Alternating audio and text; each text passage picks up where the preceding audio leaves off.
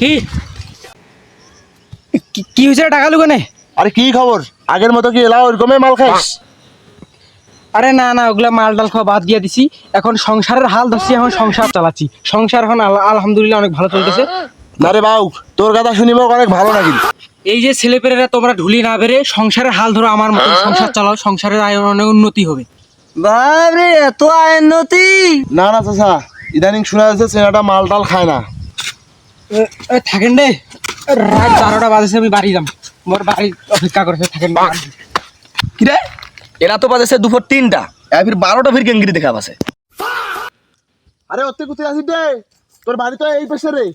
আমার হোগা মারা হয়েছে, তুই যে কেমন উন্নতি করছিস আমার জানা হয়েছে।